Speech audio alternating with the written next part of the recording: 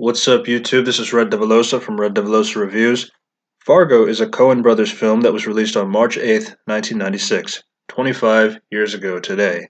The film stars Frances McDormand, William Macy, Steve Buscemi, Harvey Presnell, and Peter Stormare. Just like my reviews for A Clockwork Orange and Taxi Driver, this film was also added for the preservation in the National Film Registry in 2006. Fargo is a black comedy crime drama that was nominated for 7 Oscars for Best Picture, Best Director, Best Supporting Actor, Best Cinematography, and Best Film Editing, and it won 2 awards for Best Actress and Best Screenplay. William Macy plays Jerry, a car salesman that gets desperate for money to the point where he hires 2 criminals, Carl and Geyer, played by Buscemi and Stormare, to kidnap his wife to extort a ransom from his rich father-in-law. With this happening, McDormand plays a pregnant police chief, Marge, who investigates the roadside homicides that leads her to the group. Outside looking in, this film seems very simple in what it is and what it's trying to say. Also, every character sounds like Debbie Dooley from Good Luck Charlie. But how do you know that for sure without doing a... Well, I would know.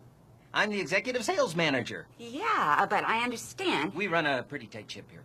I know, but... What is it about this film that struck with so many people for a quarter of a century? Well, considering the time in 1996, this sort of film is very different in comparison to what was shown.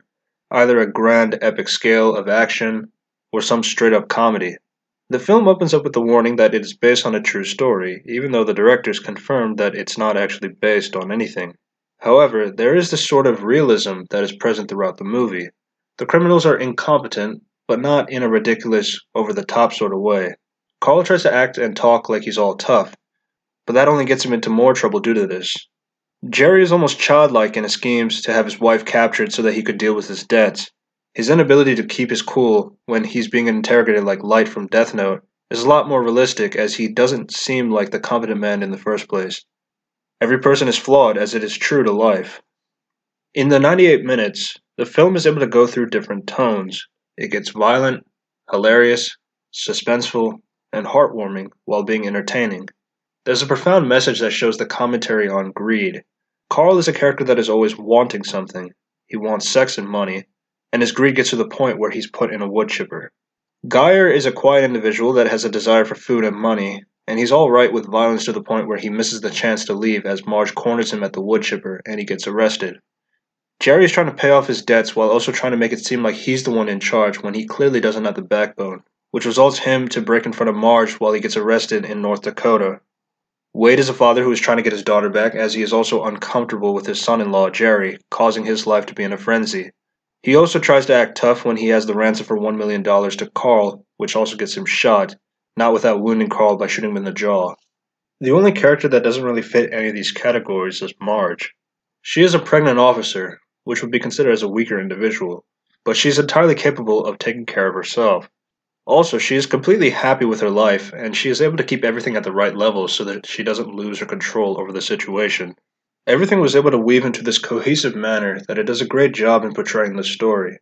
Although it's not actually based on a true story, it does feel like it's very possible to happen. As I mentioned before, this cast is really good.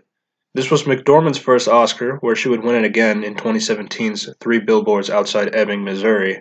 Peter Stormare was distracting to me, as he looked like a discount Ryan Gosling when you see him in the car with a cigar and the blonde hair. He looks like Gosling in Drive. Steve Buscemi might be recognizable for the Sopranos fans out there. The cinematography was done by Sir Roger Deakins, who has done excellent work for The Shawshank Redemption, other Coen Brothers films, works with Denis Villeneuve, and Oscar winners Blade Runner 2049 and 1917. This isn't my favorite Coen Brothers film. They've also done The Big Lebowski and No Country for Old Men, but I still enjoyed this film regardless. I am aware of the TV series that was inspired by this film, but I have not seen it. Let me know in the comments down below what you thought about Fargo. If you like reviews and opinions on movies, comics, TV shows, and video games, you can support my channel by clicking the like button, subscribe, and click the bell for notifications for future videos. Thanks for watching, and I hope to see you soon.